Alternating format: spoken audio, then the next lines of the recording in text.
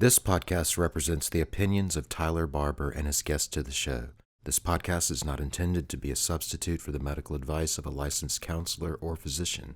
The listener should consult with a mental health professional in any matters relating to their health or the health of a child.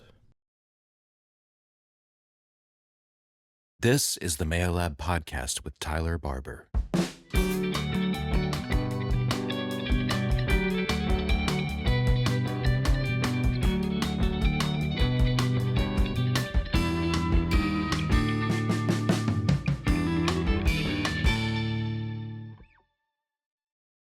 Welcome back, guys, to the Mayo Lab Podcast. This is our research report, and we are here today with Dr. Ashley Jones. How are you doing today? I'm doing well. That's awesome. So tell me a little bit about yourself. Well, thank you guys for having me. I'm excited to be here in conversation. So I'm originally from Lambert, Mississippi, which is in the Delta. It's about 1,100 people, maybe a little less now. But I grew up here in Mississippi, native, and have spent most of my career here, a little bit outside of the state. Currently, I work at the University of Mississippi as an instructional assistant professor in our Department of Public Health. And I've been here for about 4 years, transitioned from a postdoctoral research associate to the current job that I have now as instructional assistant professor. My undergraduate degrees are from Jackson State University. My master's in public health is from JSU as well. And my PhD is in health education and health promotion from the University of Alabama. That is awesome. So, not sure if you want me to add anything else. Yeah. So what brought you here? Or what brought you to Ole Miss? So for most of my career, I have kind of been in and out of public health spaces, but mostly like health adjacent and never really finding like a specific public health department. Yeah. And so I was looking for a home in a sense to like really kind of settle down, and I have a 4-year-old, and so my parents are about an hour away, and so that made the decision a lot easier because definitely. they can come and help whenever, and it makes things a lot less stressful for me. And so I was looking for an actual public health department, and so when I came, we were in the process of becoming a new department. So that was a really exciting time to be in the beginning stages of watching something grow, kind of like I'm watching my child grow. I'm also watching our department transition from, health promotion to now being public health and looking at all those things. And so I've been here through the very early stages of that transition, and we officially became a department last year during the summer. And so we've kind of gotten to our 1 year. We're getting close to our 1 year mark. We've added a lot of new faculty, and we have seen tremendous growth, in our programs. But I've always kind of been, at one point, I was in kinesiology. My degree is not in kinesiology. So I did the best that I could, and I taught them a very public health version of like physical activity epidemiology. Yeah. And like everything that I taught had this like health education, health promotion lens, even though they were supposed to be learning like biomechanics and stuff like that. And I almost taught that class once, and that's kind of where I drew the line. I was like, I'm not going to do that. But I really was wanting to be closer to home, closer to my parents as they, age. And my family also has a catering company that we operate out of Lambert, where I grew up. And so when I'm here, it's just easier for me to work and do events and things like that because I'm a little bit closer. Yeah. So, no, I completely understand. My family lives an hour away as well, and everything is just so easy. Like if I ever need anything, just give them a call. Yeah, it's not that close bad. enough, but also far away where you don't have to see them like every day. But close enough if you wanted to go and stay and drive back home, then it would be perfect. Yeah, exactly. Yeah. So when you got here, what were your first steps, I guess, for like getting settled in? For me, the first step was kind of, since I'm a parent, was really trying to find childcare, which was a little difficult for me because my child had always been in an in-home daycare, and I really wanted to keep that same experience. Yeah. But one of my friends from church, like when we were like high school, middle school, our pastors were brothers, and he actually worked at Ole Miss, and so I connected with him. His son is the same age as my daughter. Yeah. So that was one of the first things that I did. And then coming to campus, it was, I wouldn't say a little bit of difficulty in the sense of like integrating into campus because I worked at Mississippi State before Okay. I came here, and then before that I was at the W and then University of Alabama. So these very similar types of university spaces, especially like UA is a flagship, university is big SEC school. And so I went from like one SEC school to the next. And so this is my third one. And so that sense of sameness and likeness has been kind of throughout those three different institutions. And I kind of was able to kind of fit right in with that. But Good. It was a little difficult for me coming in because in my department, which we left, I was the only Black professor, in that particular space. And so kind of trying to find community was really difficult for me, and everybody else across campus is either in higher administrative roles, like, vice chancellors, and they've kind of already made their friends in a sense. They already have their groups. They have roots. Yeah, they have roots. They've been working together for years. And then I'm this new person that kind of drops in, even though I'm familiar with the university. Being on the faculty side was very different for me.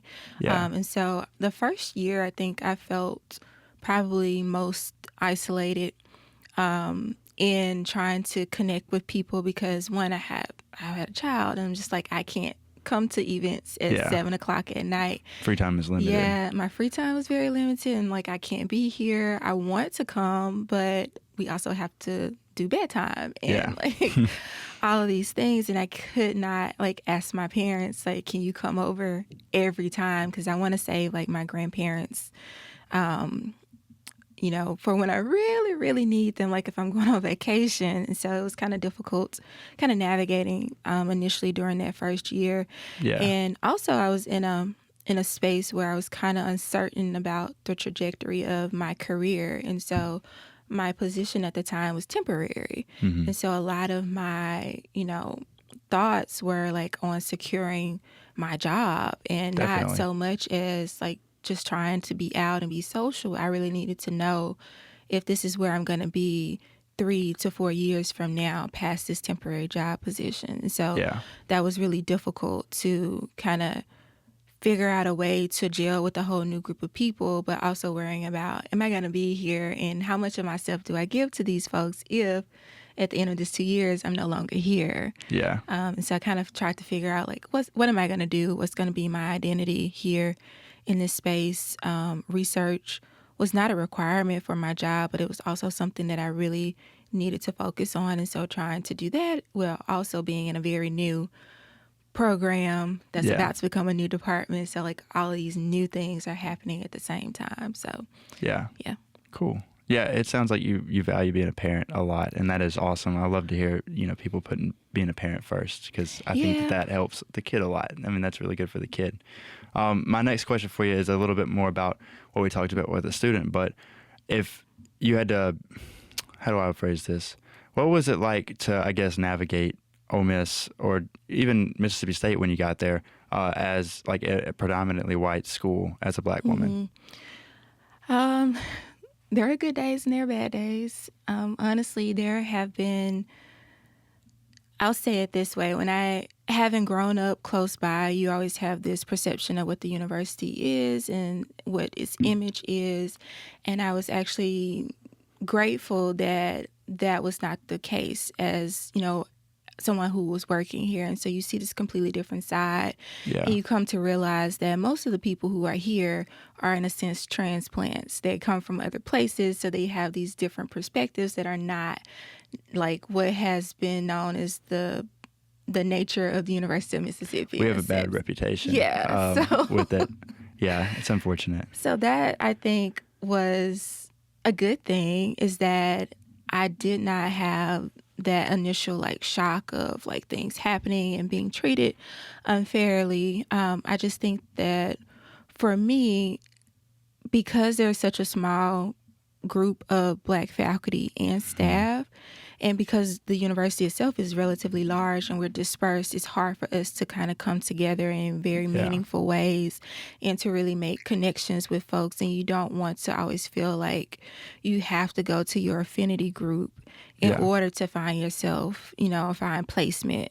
My department was very welcoming, especially now that we're in our kind of more smaller department that we've Yeah. kind of moved. We're a very close-knit group and very diverse. And so it's kind of different now that we're in this space of not promoting diversity, but also it's super important for someone that's coming into a different institution. And so for me, having gone to an HBCU for my undergraduate and master's, it Yeah. was, I'll say, especially when I went to UA, it was a big culture shock for me Yeah. to walk into spaces outside of campus and not see anybody that looked like me and kind of wonder, like, am I doing the right thing? Am I in the right space? Coming into meetings on campus now, and people, sometimes they don't think that I'm the professor. And so the flattering part is when they think I'm a student. I'm like, oh, I appreciate that. But I'm in, meetings and conversations, and people are kind of not talking to me. They're wondering, why am I here? And then when I introduce myself, and I really don't like to say, oh, I'm Dr. so-and-so. Like, Yeah. I know what you mean. yeah, they're very pretentious type of thing, which I try to stay away from. But I feel like we all should be, given some grace and accepted, whether you know me or not. You should assume that I'm in the right place and that I'm supposed to be here. And there shouldn't be this kind of difference in, how you talk to me after I say, who I am. Then the whole tune changes. I've had some situations like that Yeah. come across, on campus. But as far as like students, I had really good student relationships, and I haven't had like issues within the classroom except for maybe a couple of times where I've had some assignments turned in and students' views were very, very different from my own, and just trying to figure out, how do I navigate this space and how do I show up with my experiences and share them, because I know that if I don't teach my class the way that I do, they're not going to get this information Yeah. from anywhere else, because nobody has this experience like I do. And so I try to bring all that into the classroom, and for the most part, it's been valued. But there are times where I'm just kind of wondering, is this the right thing? Am I in the right profession? Am I making a difference? Yeah. Am I going to be okay in what I say, or am I being perceived as, anti whatever because I'm showing up in this space as a Black woman, and just my presence alone could be seen as like whatever she says is going to be super liberal or whatever. And that's not me, but it's just my face and the words that come out. I know what you mean. And may equate those two things. So, Yeah. This is kind of not off topic. It's kind of spinning off of something you said, but I've always just kind of been curious about like when a professor has different views than the students and how they grade. I was just kind of curious of like how you kind of navigate that.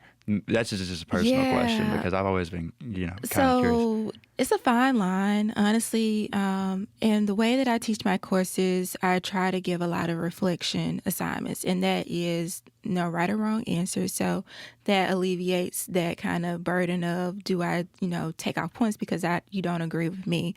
But when I've had situations that I felt were challenging, I always try to point my students back to sources, because most of the time they haven't cited anything. It's just opinion. Yeah. And so while I'll say, well, I value your opinion, and although it differs from my own and maybe what we've discussed in the course, here are a couple sources that I think you should check out so that you can become a little bit more informed, and this may change your viewpoint of this particular thing, or give you some more insight about how, you could look at it from a different perspective. Yeah. And I've written countless emails about things like that, like, hey, I think you need to check this out. Here's a source that kind of refutes this particular claim. Yeah. If you can provide sources for me that are, scholarly or whatever, then we can have another discussion about, your particular viewpoint. But this is what's most current. Yeah. Primarily because I'm the one that's still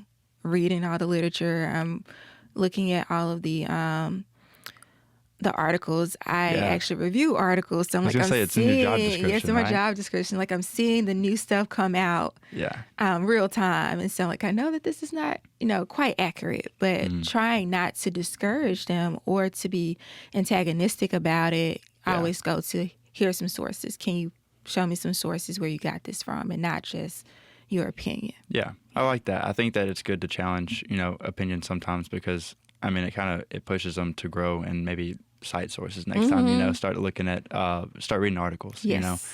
That's great. I guess now jumping back on topic, I got another question for you.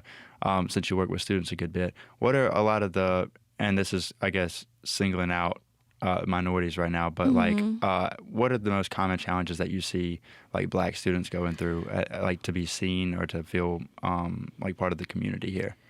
I think a lot of them is isolation, in a sense. And especially when I think about students who come from like Mississippi Delta, we're used to our very small schools, and then we get to a big university and we're kind of trying to find our footing, find our place.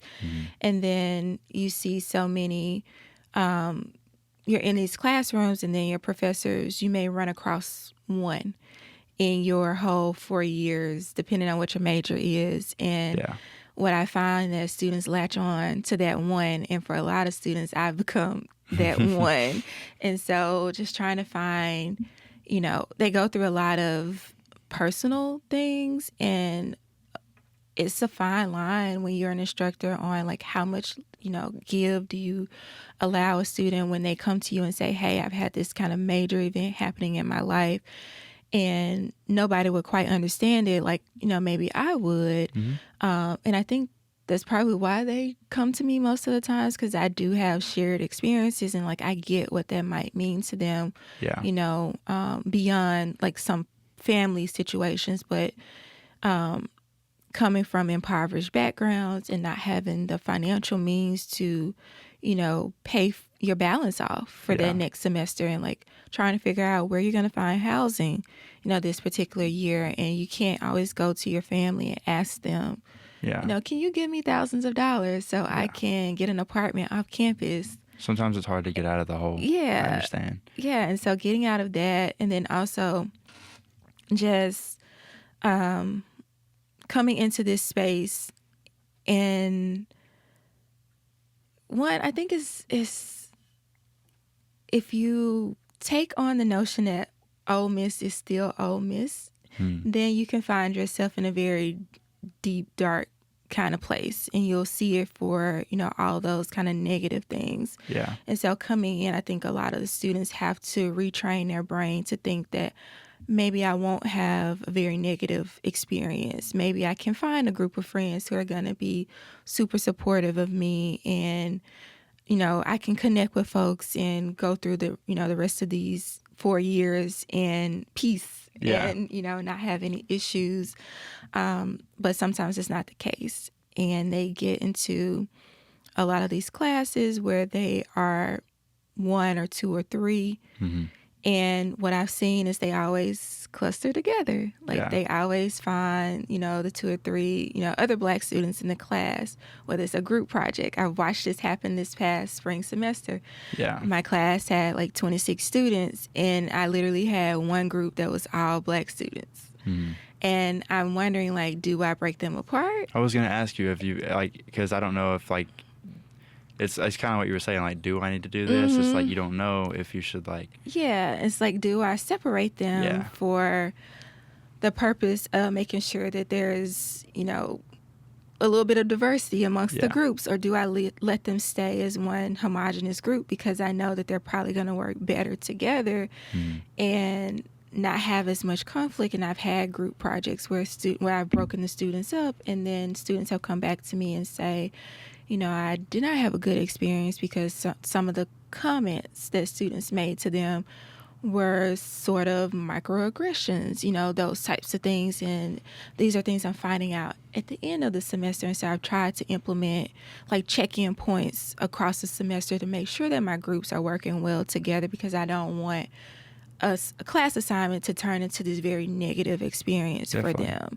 And especially when we're learning about topics like public health, which really looks at, social justice and injustices and disparities. Like, they're already coming to the university having this personal experience with disparities, and then you get into class and now you're having little bitty, like microaggressive things happening, and that just kind of compounds the experiences that they're already having. And then there may be things outside of the classroom, whether that's in the dormitory or with other groups that, are happening. I've had students share experiences where they were like in Black student groups, and they've had to meet in spaces that were not like the best places on campus, or have been locked out of the building because they didn't want them to be meeting, in this particular space. And so those types of things are happening, and they haven't shared that with, everybody. But that's one of the things that they'll come and tell me.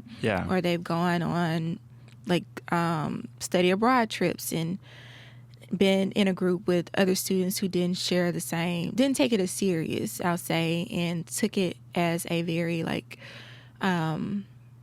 voyeuristic type of, I don't want to call it like charity thing, but like a mission trip where they took pictures with, local folks when they shouldn't have. And when voicing their thoughts about this, they kind of wave those things off. And so just trying to figure out, how do we support our students when they have these experiences? Not to say that every one of them is going to, but a lot of them do look for community, and they're looking for, representation in the classroom from their faculty as well. And so when we see, when we look at the numbers with comparing like faculty student ratios, it's not adding up. So it's just kind of that difficult space. And they find more connections with staff because faculty are so few when it comes to having them in their classrooms. I gotcha. It's crazy that kind of stuff happens, like the locking out of the building, and it's not a bit like louder, you know what I mean? Like it's not heard about as much. That is insane to me. How have you seen, or in your opinion, the university succeed or fall short in creating an inclusive environment? I think the university, when I initially came here, that was one of the surprising things for me, is that they had so many programs that were geared towards, diversity, equity, inclusion, or access, engagement, opportunities initially. And so there were, especially for faculty, there were like many grant opportunities for you to have a research grant that was focused on some community or diversity, and you could get funding for that. And so that was really great.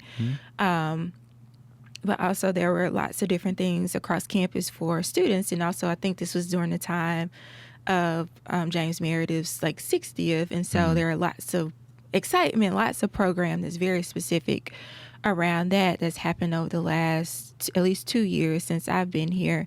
And so there are kind of these things, but I think my questions and concerns are if these will be one-offs. Will we only have this one particular time because it's during this particular celebration year? And like, what do we do once we're past the celebration? How do we continue to make sure our students are taken care of? How do we make sure that, they have a space, on campus, especially in our current climate where we see across universities where Black student unions have been displaced? All of these other smaller affinity groups have been, pretty much disbanded because they don't want to be singled out. They don't want to be, found as not following the law to a degree. And that's the big question mark now. We've even talked about this as Black faculty and staff organization. Like, what do we do? Because we have meetings on campus. Are we allowed to even meet on campus now because of, state laws that have come out? Like, can we continue this process? And if we don't, like, how do we ensure that our students are still taken care of if we're not visible, in this space anymore? But they're still going to come, and they're still going to have these same issues, but we still need to figure out what we do. It's great to have, representation and leadership, especially when we think about university leadership, vice chancellors in these spaces who are going to be at the tables because we're not going to be there, but we meet with them and can have our voice. I guess my thoughts have always been like, when you ask me questions, what are you going to do with my answers?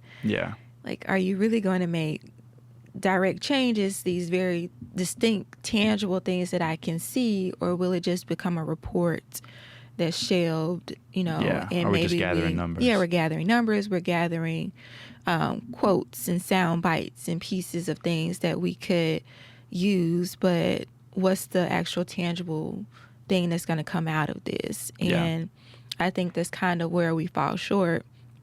We know the numbers, we know how many students we have, we know the concerns our students have, but what's the real action behind that? And I haven't seen as much action as I would like to see. So you've done a lot of work in Mississippi and a lot in the Delta as well.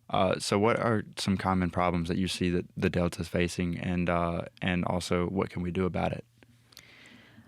There are a multitude of problems that we have in adults, and they're not new. These are age-old concerns that we've always had, especially when you think about areas that have been disenfranchised, and you have your most vulnerable population literally kind of segregated to one portion of the state, which is, the Delta area. And for many years, we've always struggled with access to healthcare, and that has not improved because we've seen hospitals close in a lot of our rural areas. I remember my brother, who's 6 years older than me, he was born at our hospital in Marks, and that was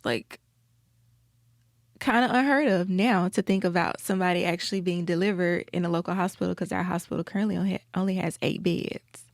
Wow. So, and for 3 years prior, the hospital was closed. And so we lost the hospital for about 3 years. And of course, when you talk to residents, they'll say, oh, it wasn't the best, place to go. They didn't feel like they got quality care. But at the same time, once it closed, you didn't have anything. You didn't have access to it. And it also took ambulatory services with it.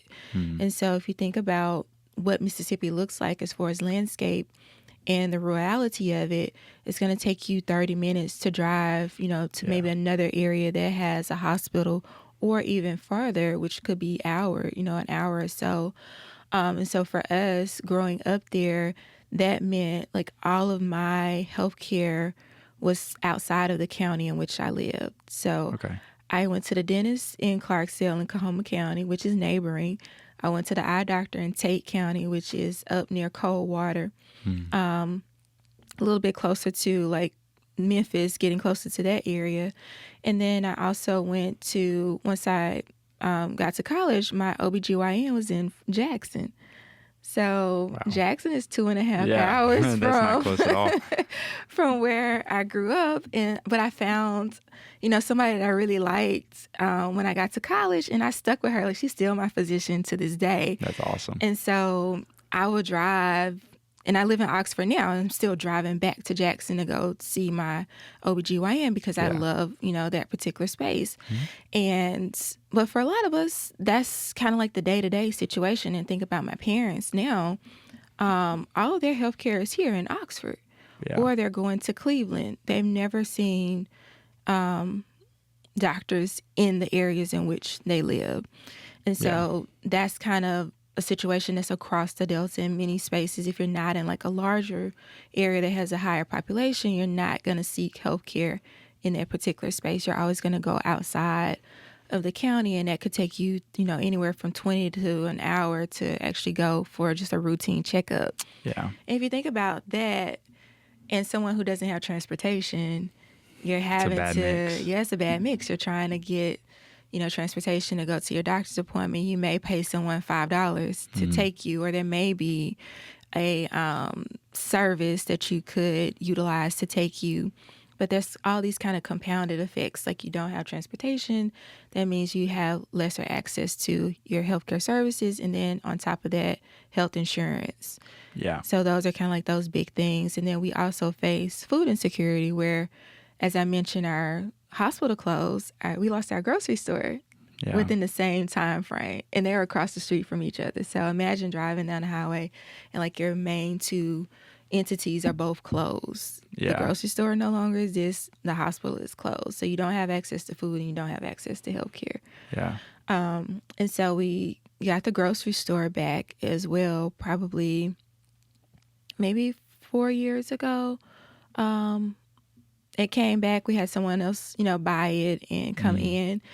And so that's kind of like, wow, you miss a lot of things when they leave, and now you're more appreciative, of them. But this is also the only grocery store for the whole entire county. Yeah, it's bad. Yeah. And so for Quitman County, which spans, I'm not sure how many miles it is from like one end to the next, but driving distance is at least 45 minutes from the bottom to the top of the county. And then the grocery store kind of sits in the middle.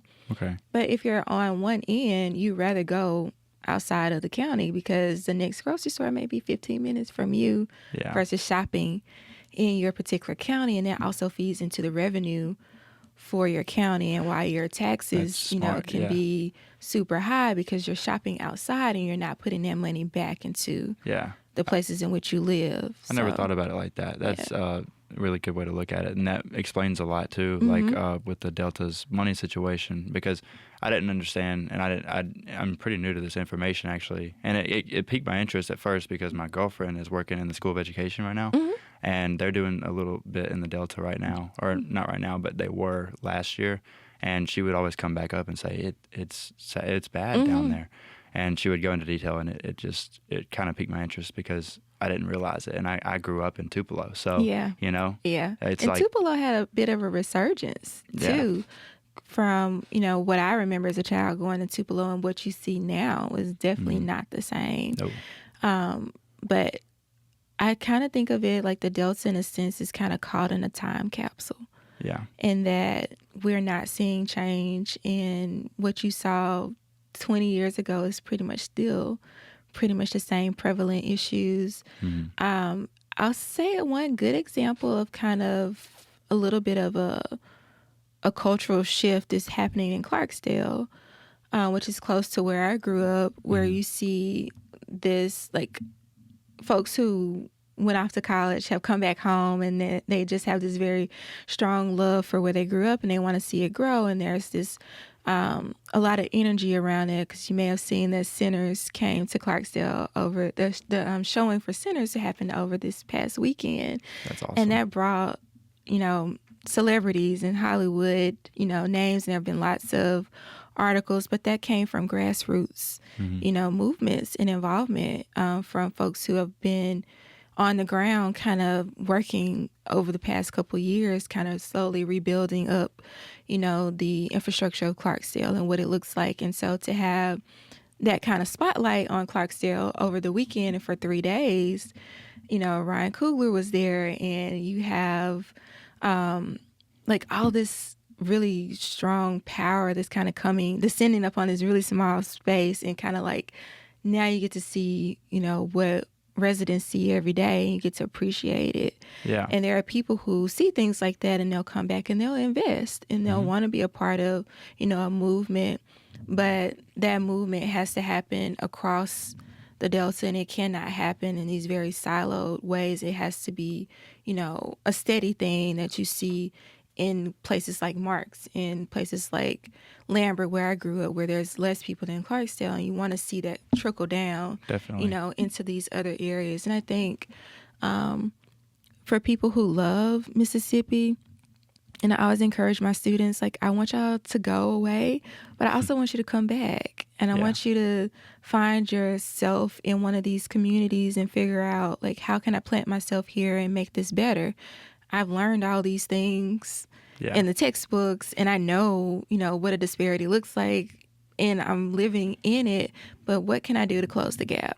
Like, how can I make whatever small imprint, on my community that can actually have a lasting change? Yeah, that's actually a perfect tie to what I was about to lead us into, I guess, but I was going to ask you, what do you think that, like, students or administrators, faculty could do to kind of bridge the gap between maybe even the university and the greater Mississippi? For me, I personally feel like if you're going to be a student here at the University of Mississippi, you should have courses outside of Oxford, whether that's a Study USA type of course or some type of project, but something that gives you an appreciation for what Mississippi is outside of the beauty of Oxford and outside of the blinders of Oxford. Yeah, because you come here and if all you ever do is shop on University, Jackson Avenue, and never experience places like Clarksdale, places like Water Valley, places like Byhalia, or, any other place outside of just Oxford, you'll have this very jaded view of, our state. Yeah, the state. And you'll think that, okay, everything's kind of cool. Of course, now you can see that when you're driving from the airport that it's not going to be perfect. But if you only take highway, like Interstate 55, yeah, you only see the good parts, of Mississippi, or you see the trees, which kind of, hides everything. And then you come into, Batesville and come straight down to Oxford. You don't think that there is anything wrong with, where you are. It's not until you go into places like Marks, Mississippi, or Crenshaw, or you go to Itabena, like getting further down into Rolling Fork, Silver City, these very small communities that have been ravished most recently by tornadoes, where there's nothing left that you really see what our state looks like. We keep getting hit, by the way, these tornadoes. Yeah, this is just our usual kind of thing. It's a little bad that we become so immune to tornadoes that sometimes we don't take it as serious as it is until it's a little bit too late. I actually have an experience to share about that. My girlfriend is from Chicago. Oh gosh. Yeah, so she's not used to the storms. The sirens too. She freaks out. And of course, I'll tell you what happened this last time. Of course, everyone was kind of freaking out with that. I stayed in the second story of the house, like in bed. I didn't even move. And my girlfriend, she knows how this is already. She knows that I don't freak out about it. And so she tried to bribe me with food. She's like, I'm making dinner if you want to come down. And then anyway, I just thought that was kind of funny because it's very different. When you live here, you're kind of like, okay, how many minutes do I have before I have to get out of the bed and actually take cover? Or like my grandparents was like stand in the door and watch it because they would make you get off the phone and all that stuff. But I thought it was also funny, too, how they prepared us in high school for tornado drills. And, like, what was I going to do with, like, laying on the floor covering my head when the building collapsed? Like, how much could I really protect myself? And now when we have this, students don't go to school. Like, you have this whole completely different, change. But there are still communities in the Delta that are recovering from storms years later that have lost, tremendously from that type of, natural disasters and situations. And even places like Jackson, where I've done some of my research around their water infrastructure issues, where they had a water crisis during COVID, where about 40,000 residents didn't have running water for almost a month.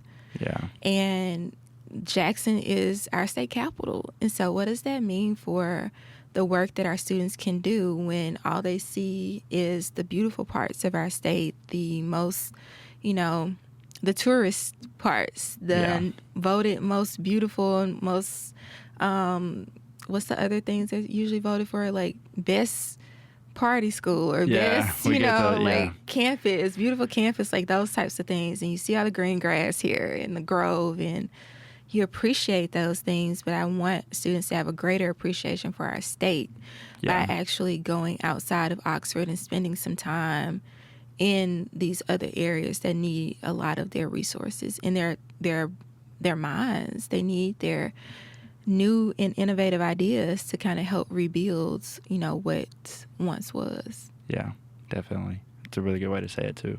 I guess I kind of want to wrap things up with the last question is for you is if you were to give a piece of advice to any minority or black students coming to Ole Miss, what would that advice be? That's a loaded question. Yeah, if you want to give also, 2, 3, that's fine. Yeah, and I'm thinking about myself and what I've always kind of, to this day, kind of still struggle with, and that's imposter syndrome. And you have this idea that you don't belong. And I want students to come in and own who they are, every piece of them, the quirky parts, the creative pieces, the genius that they are, and know that they can stand in a room with students who have more resources than them. They can stand in a space where they might have been, number one in their school of 50 students, and now they're competing with the number ones of the 500, classes, and that they are not, inferior, that they are resilient. And I think one of the things that helped me in college was the fact that I grew up in Delta, and I had this very sense of resiliency and always, doing what I could with, less. Yeah. And I see that a lot in students who come from areas like I did, where they work a lot harder. They're more consistent. They're really focused and really trying to think about, what they can do for home. And a lot of them carry home with them.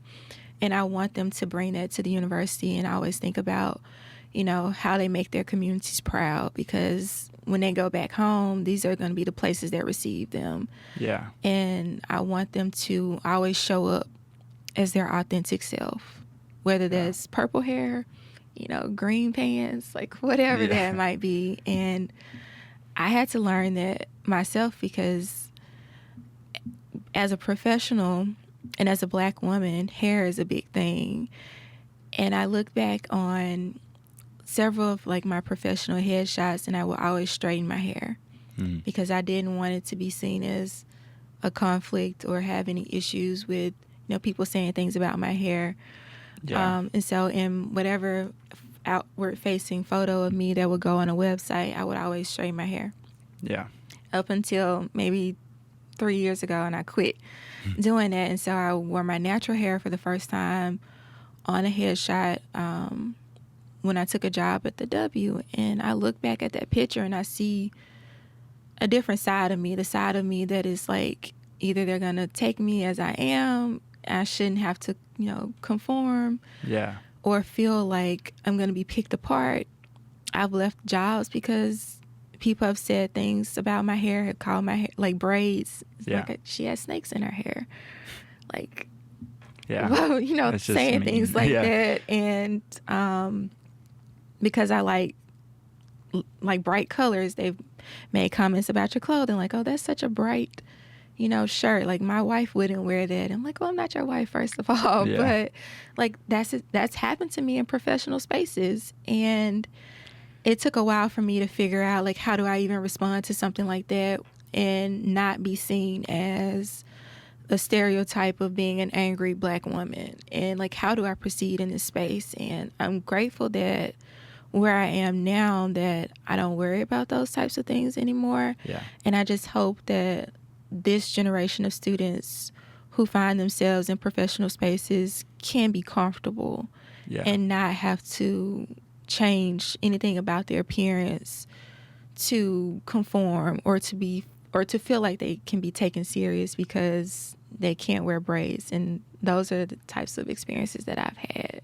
And so I wish that those things never happen to any of our students going forward. That's a great answer. Yeah, I agree. I think everyone should be able to be comfortable with themselves and not have to worry about judgment, know. That's ideal for sure. But thank you very much for being a guest on the podcast today. Absolutely. Thank you for having me. Absolutely. Thank you guys for listening to the Mayo Lab podcast. Don't forget to follow us on Instagram. And until next time, keep the conversation going.